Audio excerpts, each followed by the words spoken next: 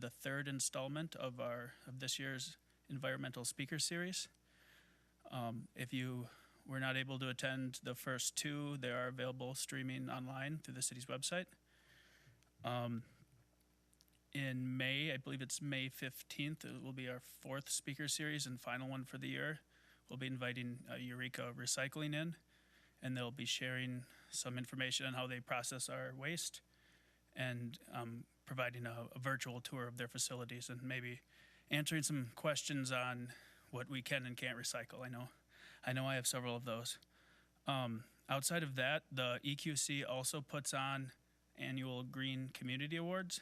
So those, the nomination deadline is, I think, July 5th, so we have some time yet. But if that provides a showcase for Shoreview, so we can show all the good our citizens, residents, and businesses are doing on the lines of conservation and sustainability. So if you would like to nominate yourself or anybody else in the community, we'd highly encourage that. So on to tonight's speaker. We're welcoming Dr. Chip Small. He's an associate professor of biology at the University of St. Thomas. He is an ecosystems ecologist who has studied nutrient cycling in a wide range of environments, including tropical rainforests in Costa Rica, the Great Lakes, and urban gardens. He teaches a variety of courses related to sustainability and ecology. And I think the topic he's covering tonight is very timely since we're hopefully getting over our last blizzard of the season, and we can look towards digging in our gardens.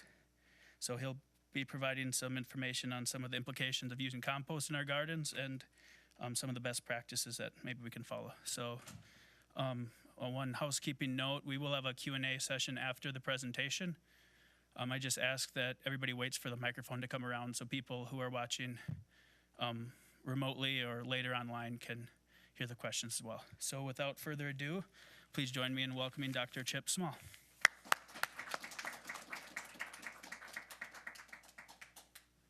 Great, thank you for coming out on a rainy spring evening. Here we go. So so as David said, I'm an ecosystem ecologist, so I should start with a caveat. I'll be talking about gardens. I'm not a horticulturalist. I'm not a master gardener, and I expect some of you probably have more experience and expertise in some of these things than I do. So I'll tell you what I'm excited about and what we've been working on in terms of understanding how urban gardens can function in terms of nutrient recycling and turning nutrients from compost into vegetables. But I would love to get your input too in terms of the the question and answer session at the end. So we'll have plenty of time for that. So as David said, I'm an ecosystem ecologist. I think about how materials and energy flow through ecosystems, and I've worked in various places in tropical rainforests and the Great Lakes and rivers and streams, and most recently thinking about cities as ecosystems. And if you picture a city as an ecosystem, just like any other ecosystem, it needs energy, it produces waste, but cities import a lot, right? If we walled off a city, we wouldn't last very long, right? We import our food, we import our energy, drinking water, and so one issue related to sustainability now, a few years ago, we crossed a threshold where more than half of Earth's residents live in cities, and most of the growth in Earth's population over the next 50 years or so is going to be in urban areas. So that's going to continue to grow. We've become a very urban planet in terms of human population. So if you want to figure out how Earth can be sustainable, we have to think about how cities can be sustainable. And one question is, should cities be more self-sufficient? And I'm particularly interested in this question. Should cities be more self-sufficient in food production? What would that look like? One thing it might look like, it has in the past, is the victory gardens. In both World War I and World War II, in the United States, there were government incentives programs to encourage people to grow gardens, grow as much produce as they can in their yards, in vacant lots. For a while, I believe in 1943, we produced 150 pounds of produce for every man, woman, and child in the country from the Victory Garden program. And 1 out of every 2 households had a Victory Garden. So this is an example of really ramping up this effort at a time when we needed to. So that's one thing urban agriculture could look like. You may have seen this month's issue of National Geographic, which focuses on cities and sustainability and cities of the future, and it presents some more modernistic views of what urban agriculture might look like. Skyscrapers that are turned into urban farms. This diagram has underground farming, hydroponic farms, using high efficiency LED lights. So there's lots of ideas and prototypes of some of these. There's lots of exciting things happening with indoor growing. So urban agriculture can look like a lot of different things. Rooftop farming, indoor farming, aquaponics, aquaculture, peri-urban agriculture, so farming just outside of the city, and then kind of the more familiar, maybe backyard gardens, community gardens, school gardens. The work that we're focusing on is this soil-based urban farming. So backyard gardens, community gardens, school gardens, actually growing crops in the soil with ambient sunlight. And the reason that I'm interested in that is because typically growers use compost, and compost offers a potential to recycle our waste organic products and gives us a place to put those and turn those into new food, as opposed to hydroponics and aquaponics where the nutrients come from other places. So they have some benefits, but they don't recycle nutrients. They don't offer a place to use compost. So if you think about this life cycle of composting and urban agriculture, let's start with food waste.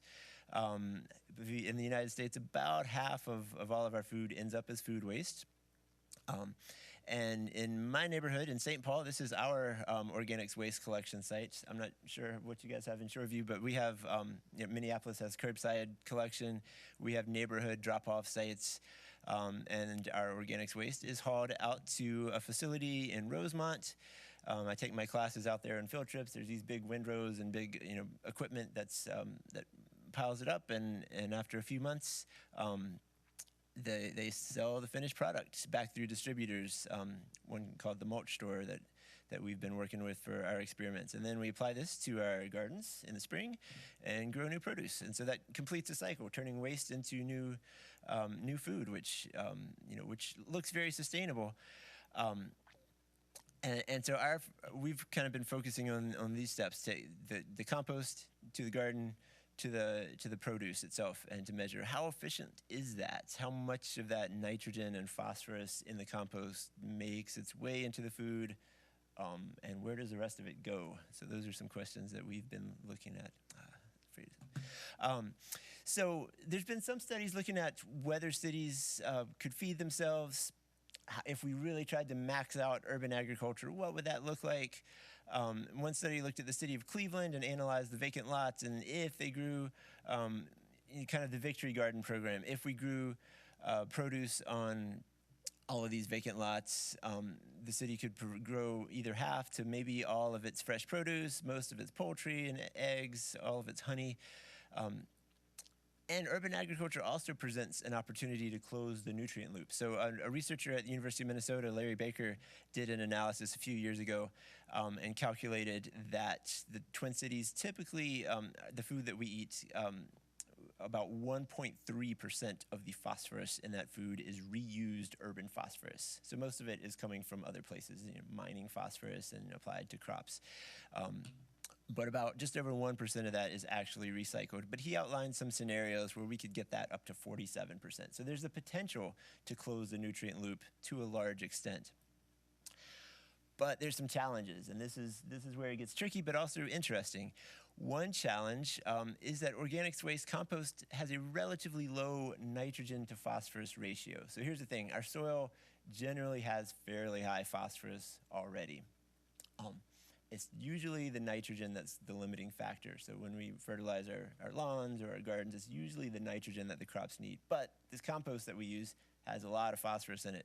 So if you're applying compost to meet the nitrogen demand of your garden, that means you're putting on too much phosphorus. So that's just kind of a challenge because of the nutrient ratios there. But beyond that, there's also just with a small scale backyard garden, there's just not a lot of incentive to get your soil tested and to apply compost or fertilizer based on what your soil nutrient tests recommend, right? If you had a large farm, there's strong economic incentives to not put on more than you need, because that costs you money, it costs time. But a backyard garden, there's no disincentive at all.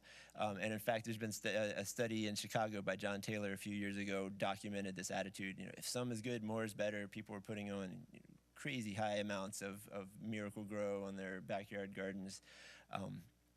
And it just seems like it's a good thing because you have this lush garden. But because of those two factors, there's a potential for a nutrient imbalance in urban agriculture in general. There's not a lot of data out there, but one study in Montreal by a friend of mine, Genevieve Metzen, she did a phosphorus budget for the urban agriculture system in Montreal. And based on the numbers in her budget, we were able to calculate that 27 times more phosphorus is applied as compost than what is harvested in crops each year. And so as a result, well, where's the rest of that going if it's not coming back out in the crops? It's either building up in the soil or running off, leaching out into the water, in that case to the St. Lawrence River, which is very pollution sensitive.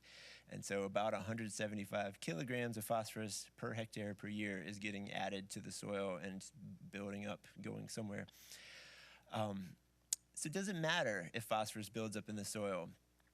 The paradigm with phosphorus, if you follow kind of agricultural nutrient management, nitrogen on the one hand is really soluble. It dissolves in water and it moves with the water. But phosphorus is really sticky. It binds to soil. And so generally, most phosphorus pollution is phosphorus that's stuck to soil particles, and then the soil erodes and gets in the Minnesota River, for example, and moves down to places where it can cause a problem. So the paradigm has been, if you keep your soil on your farm, you keep your phosphorus on the farm, right? Unless you have an erosion problem, you don't need to worry about phosphorus. But that's not really the case for urban gardens especially.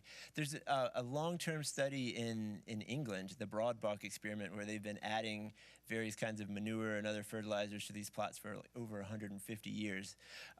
They found that above a certain level, the soil can hold a certain amount of phosphorus, and above that, it can't hold anymore. So once the soil phosphorus levels go above that, then the extra is going to leach out into the groundwater or into the surface water. And why that's a problem, we know from conventional agricultural studies that this phosphorus builds up in the soil slowly. It's a really slow motion problem. It can take decades to centuries. It builds up in the soil, and then it builds up kind of along the slope, and then along the floodplain and into streams. So it takes a really long time for the whole ecosystem to get saturated in phosphorus, and then by the time you stop fertilizing, it's going to take a really long time for all of that to flush out. Why we care about this in Minnesota, as you're probably well aware, a lot of our lakes are pollution sensitive. Oftentimes, phosphorus is the limiting nutrient in freshwater ecosystems. So the more phosphorus in a lake, the more algae you have in a lake. And so that was the incentive. About 12 or 13 years ago, the state of Minnesota banned or regulated phosphorus fertilizer application to our lawns.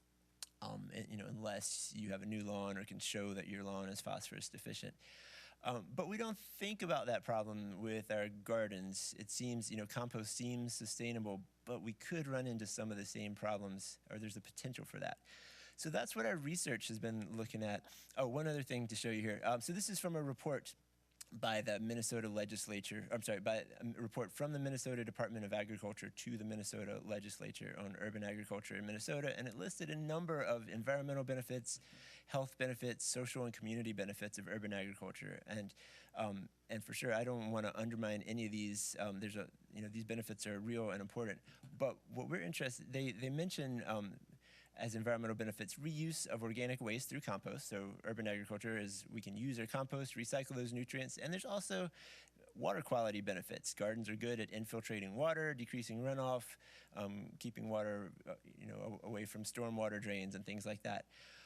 But potentially, there could be some trade-offs here between nutrient recycling and water quality. If gardens are losing nitrogen and especially phosphorus through water, then maybe there's a balance there, but you might not be able to optimally do both of those things. So that's what we've been looking at. Apologize, these slides got messed up when we tweaked something a few minutes ago. So I'm going to walk you through 4 questions that we have asked, four research questions that we've asked over the last couple years. The first was, how much phosphorus are we adding to urban gardens in the Twin Cities? 2 summers ago, we did an electronic survey, and actually David and his wife filled out the survey, and maybe some of you did as well. And we were able to collect some data on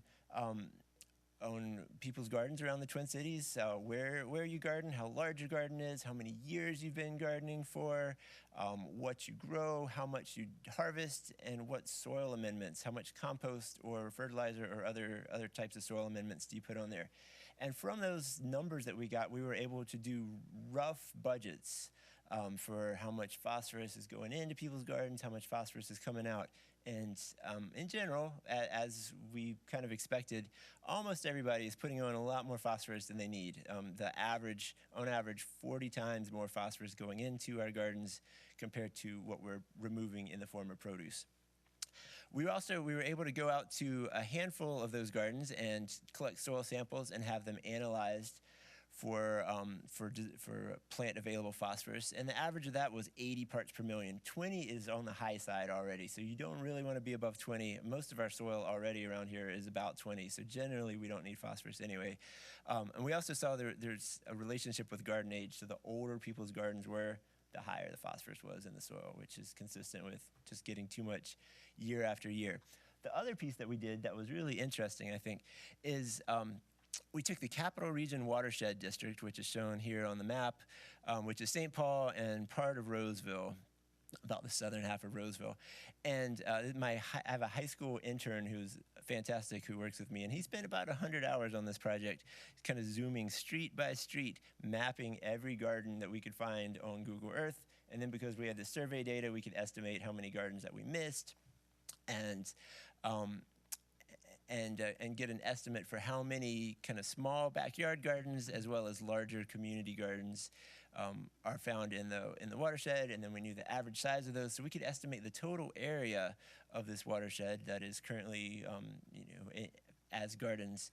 And as you might expect, it's not very much. It comes out to about 0.1% of the land area. It's about 13 hectares, I believe. So you might say, well, it's a tiny land use, so all this stuff with the phosphorus, probably not that important. But it turns out it is important. And this is a nice watershed to study, not just because I live there, but also because there's been a lot of work from another team at the University of Minnesota. Sarah Hobby and Larry Baker and some other of their colleagues have done a lot of nutrient budget work already on this watershed, but they haven't looked at gardens and urban agriculture before. So we were able to put the numbers that we came up with in the context of the other work that they did. It turns out from the work that they previously did that pet waste is the biggest external input of phosphorus to this watershed. So our dog food generally comes from somewhere outside the watershed. We feed it to our dogs. They defecate, and some fraction of that doesn't get picked up or ends up in the stormwater. So that turns out to be the largest, but atmospheric deposition is the second. But the garden compost, the amount of phosphorus from compost that people are putting on their gardens is a close third in terms of phosphorus input. So even at a really fairly low level, this is still significant. And so if you imagine, like, if we were to really scale this up, kind of have a 21st century victory garden movement, let's grow as much food as we can in our yards, it could become a bigger issue unless we figure out a way to do this a little better. So that's the first question. The second question is we looked at how does compost type and sort of typically high compost application rates affect phosphorus recovery by crops. So back in 2016, we did this experiment. We grew radishes and carrots in this study.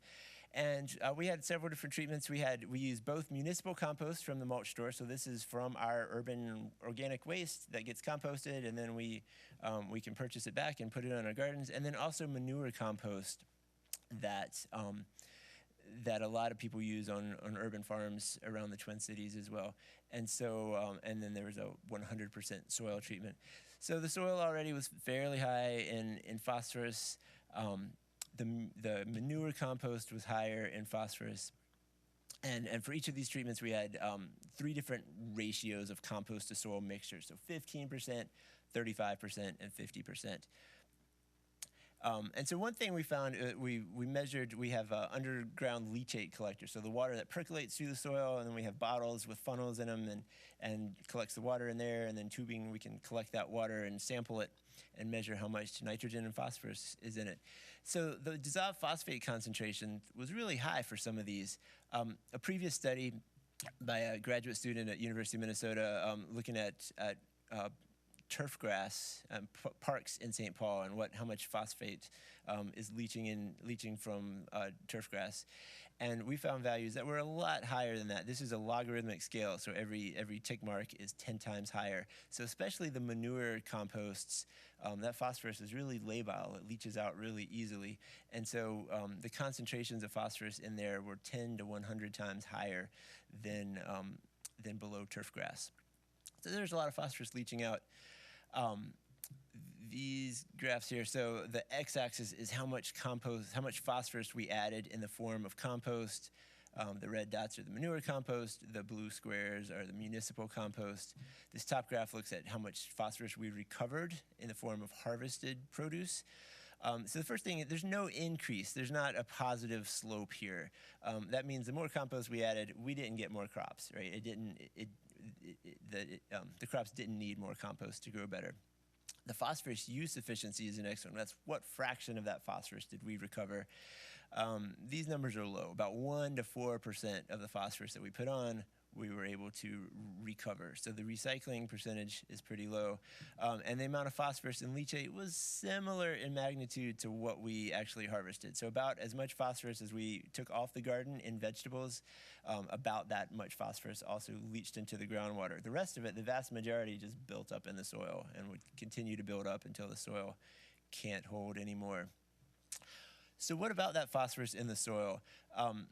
2 summers ago, I had a couple of students that looked at this question. We dug a bunch of 1 meter deep holes, both in garden plots and outside of garden plots, and sampled the soil every 10 centimeters to do these soil profiles. And we measured various fractions of phosphorus. This KCl, this is a salt extraction that is a measure of plant available phosphorus. And so we were looking at kind of excess phosphorus, how much more phosphorus was in the garden soil profile compared to the nearby one that was just under grass.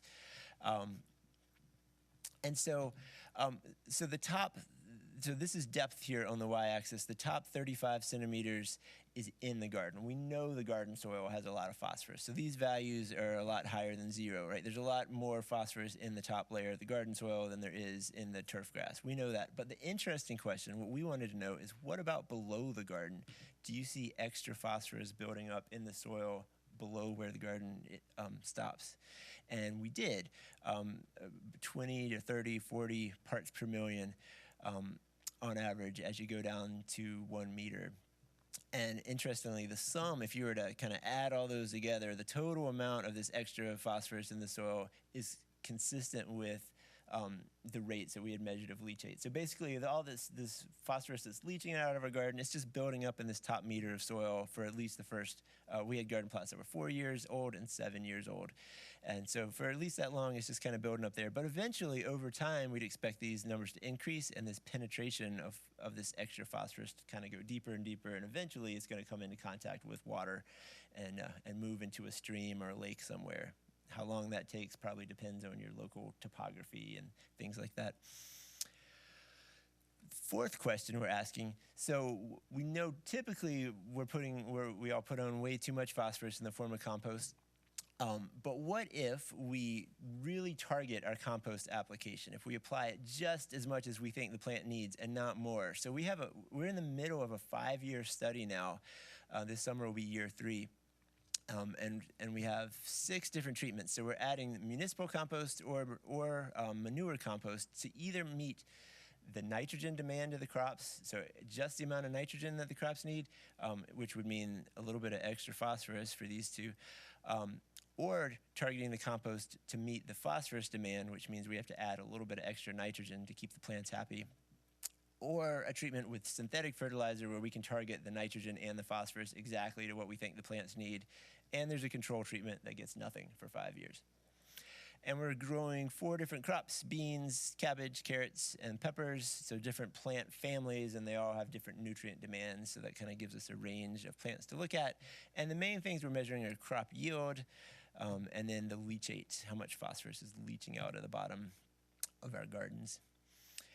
And so from the first year, so these graphs are set up just like the ones I showed you a minute ago. So the total amount of compost added is on the x-axis. The first thing to note is the range is a lot smaller. This is about 1/5 the amount that we added in that previous study. So we're using a lot less compost than most people are actually using in this experiment. So the good news, the first year, no yield losses with less compost. So really you could cut way back on the compost, and the plants don't seem to mind too much, at least for the first year. The phosphorus use efficiency, my lines are messed up here, I apologize, but was higher, about 87% efficiency, because we added less, so the amount we recovered was higher relative to what we put on. And then the amount of phosphorus leachate was lower than in that other study, about 1/5 as much. So that's kind of the good news. You can use less compost, and your plants are fine, you get less leachate. So that looks good, but the question we're interested in is, well, can those trends keep up? Because eventually, over time, the plots that don't get anything eventually are going to become nitrogen limited. The plots that are getting a little bit of extra phosphorus every year because we're adding the compost to meet the nitrogen demand, eventually that phosphorus is going to build up, maybe cause some problems.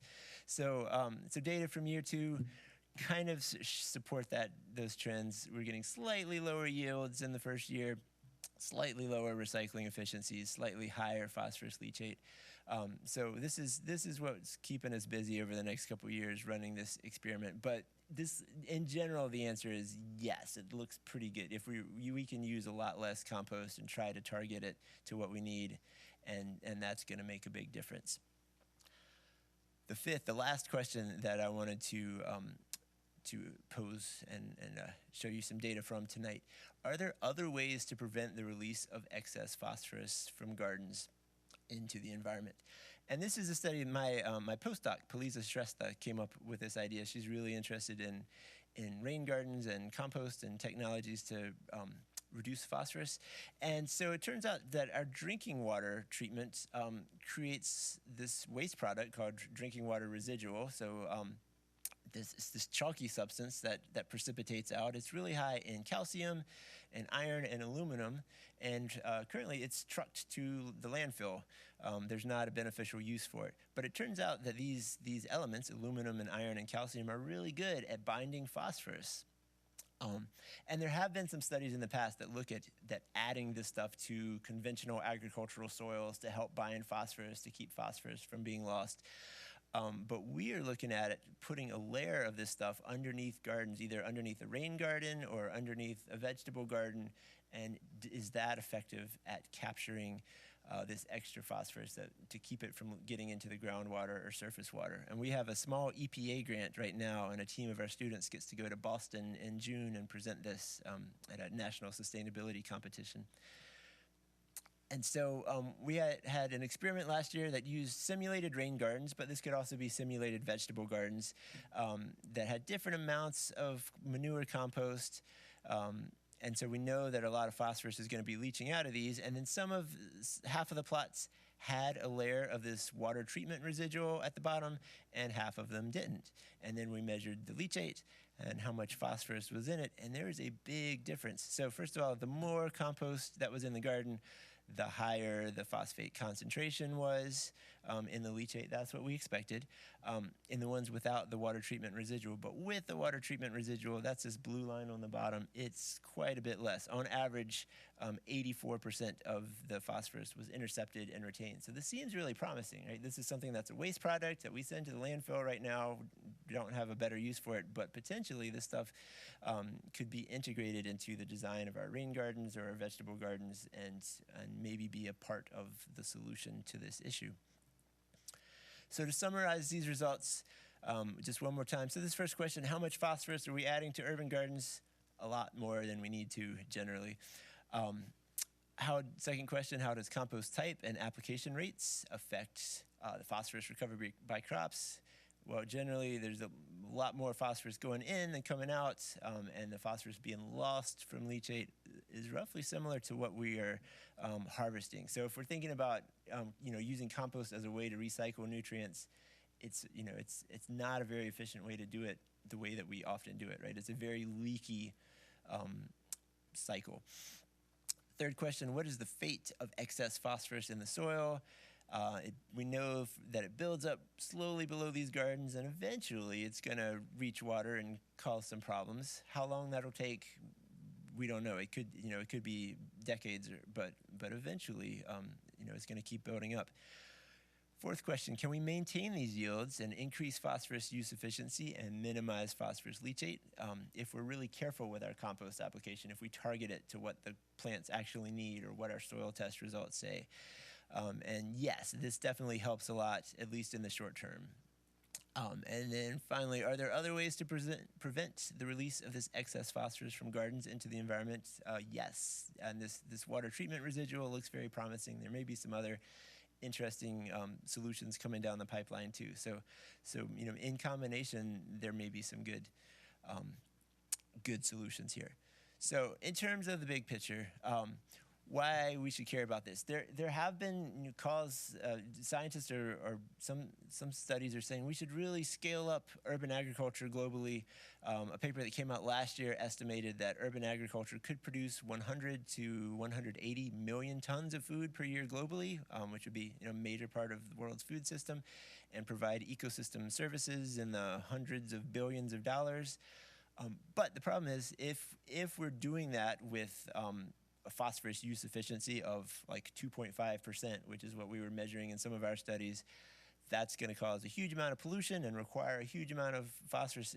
If we're scaling up urban agriculture, we've got to find a way to do it more efficiently in terms of nutrient recycling than kind of what we typically have with our backyard gardens.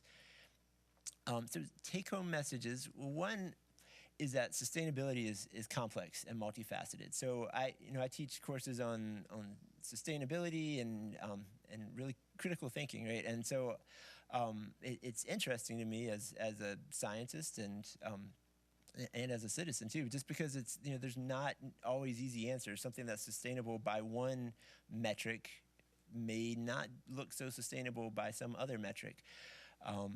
Something that's sustainable in many regards may still pose some challenges. So there's a lot of great things about urban agriculture, but it's also important to look at what are some of the challenges that we might need to figure out how to do better if this is going to become a bigger and bigger piece of food production in the future. In our own gardens, one thing we can do is get our soil tested. You can do that for $10 to $15 at the University of Minnesota Soil Lab, and I would be willing to bet that your soil probably doesn't need any phosphorus, but it might need nitrogen. So then you could find either some kind of a compost or soil amendment that's high in nitrogen and really low in phosphorus, or plant some legumes or cover crops, clover, that might add nitrogen to your soil without adding additional phosphorus.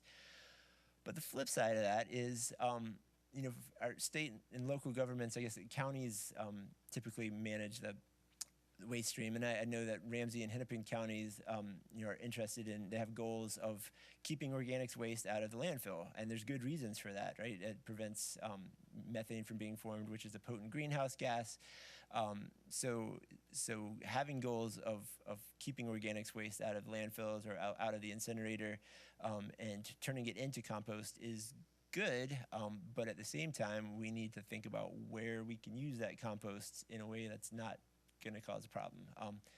Typically, there's been a couple of studies that have looked at, can urban agriculture systems kind of be the repository, the sink for all of this compost that is going to be generated under different scenarios? And generally, the answer is no. We can't possibly use that much of it. So we should think about, what is kind of the best fate of all of this compost? How do we avoid putting on way too much and causing nutrient pollution? So those are some of the questions we're interested in. I've had a lot of great undergraduates that have worked with me over the past few years, and we have a big team of students ready to go for this summer as well. My colleagues, Dr. Adam Kay and Dr. Poliza Shrestha, a bunch of high school students as well have worked with us over previous summers, and some great community partners, including the Freshwater Society, Mississippi Watershed Management Organization, and the Neighbors Incorporated Food Shelf. And most of this work has been supported by a grant from the National Science Foundation, so we appreciate that support as well. So I would be happy to take any questions or hear your input, hear your thoughts or your recommendations, and be sure to ask your question in David's microphone.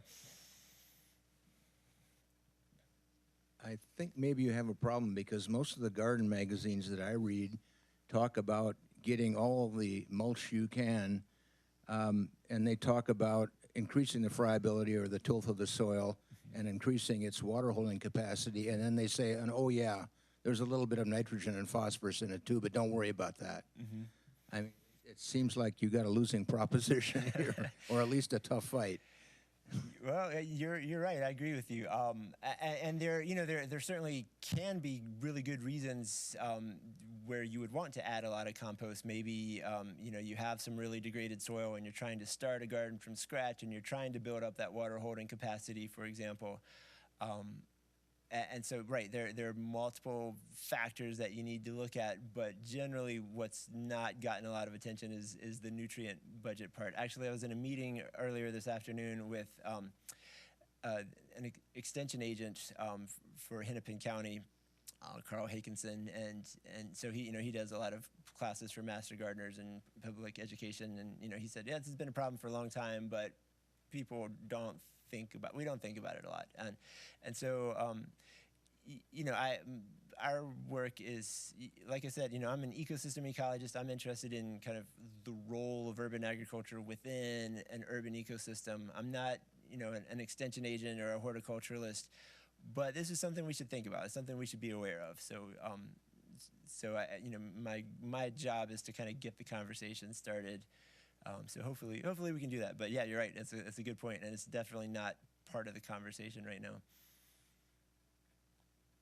Any other questions?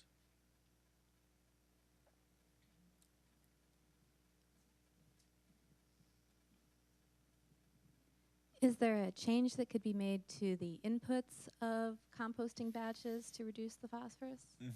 Yeah, that's a great question. I'm sure there could be, but so then it's like, what's the goal we're trying to meet, right? Are we trying to use as much compost that we could kind of custom build composts that are kind of optimized for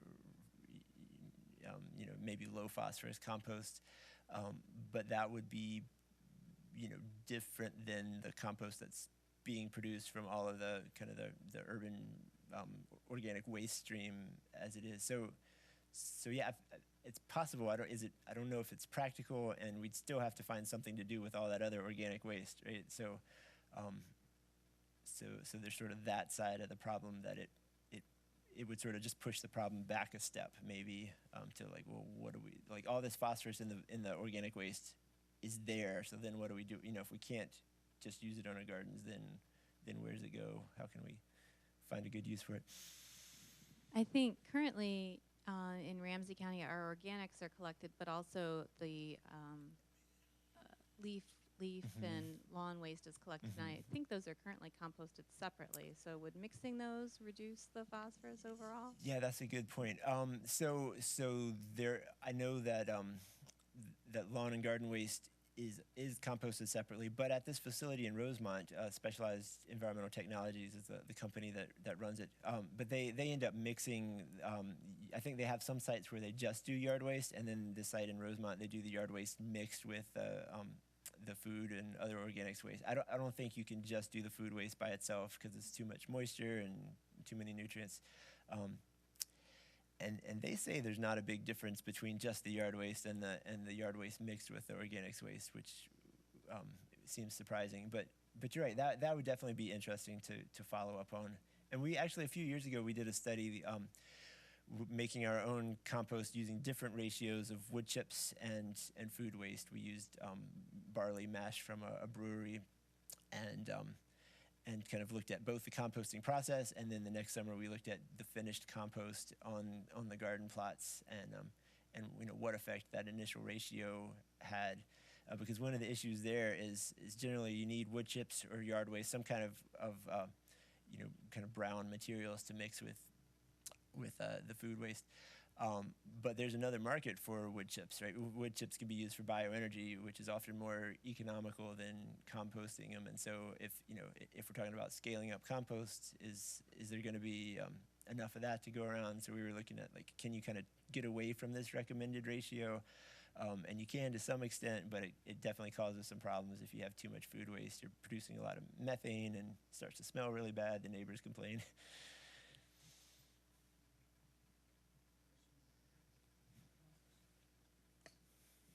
I live in a part of Shoreview. It's on the Anoka sand plain. Okay. So any dirt that's there, I trucked in and put it on top. And over the years, it's been reversing itself, and the sand percolates up. And I was wondering if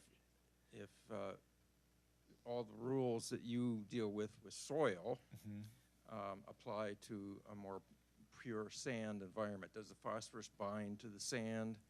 Or, am I in the same boat as a normal garden? Yeah, that's really interesting. I suspect, so generally the amount of phosphorus that binds to soil is going to depend on both on the mineral composition, but also the particle size. So you're going to have a lot less binding with sand than you would with clay, for example. So probably, in that situation, it's gonna leach out and reach the groundwater a lot faster, a lot more easily than kind of what we're seeing at our research garden at St. Thomas.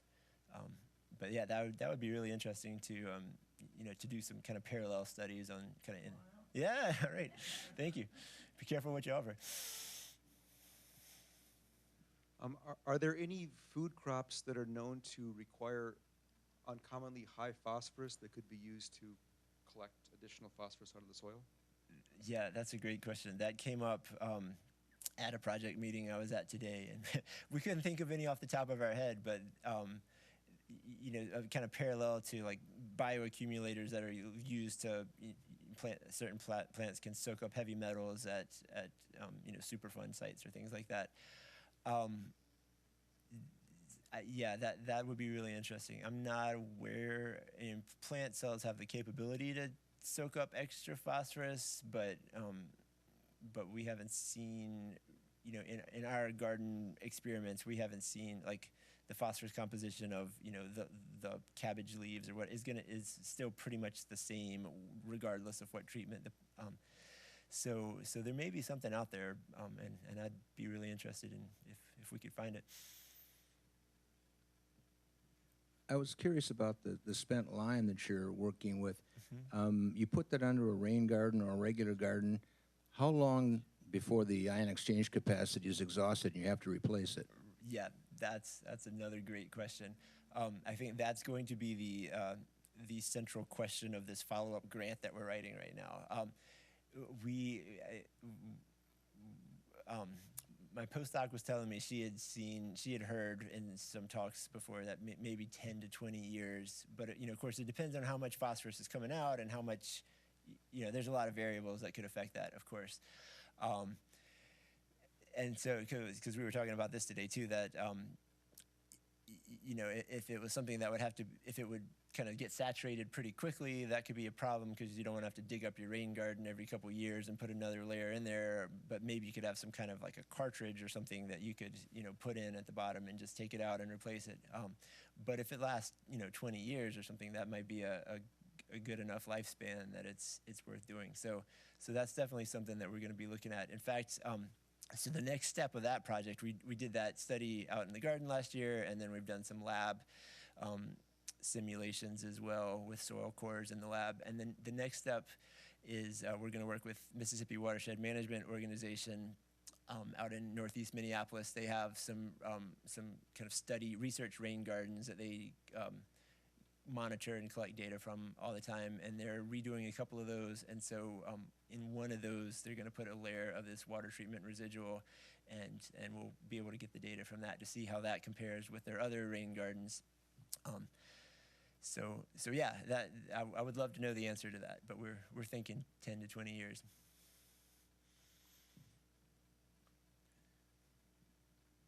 I remember getting a soil test done from the University of Minnesota soil testing lab many years ago, and I don't recall that it was very helpful in helping me try to get a better yield from the vegetables that I plant in my little around the side of the house garden. I'd like to give that another try. Can you tell me, when soil is tested there, what do they test for, and would they be able to tell me what type of nutrients are needed in my soil to get a better yield in my garden? They should, and maybe if it was years ago, maybe they have a better kind of interface now. Maybe they provide more helpful interpretation. That would be my hope. I don't work there, but I've worked with them. They analyze a lot of our soil samples, but the report I get back is different than the report that they send to home gardeners. So I don't know exactly what it looks like, but generally they would measure kind of the macronutrients, right? Nitrogen, phosphorus, potassium, kind of the three big ones. Probably soil pH. Let's see, probably organic matter in the soil, and there should be some general recommendations or guidelines about kind of what the range you'd want to see those values in, and maybe some suggestions of what you might want to do if you're outside of those ranges. So I think the material they have now, I know they have a really good website that has material that would help you interpret those kinds of numbers. But otherwise, if you do it, feel free to get in contact with me, and I'd love to look at your soil test results and help you think about what you could do as well.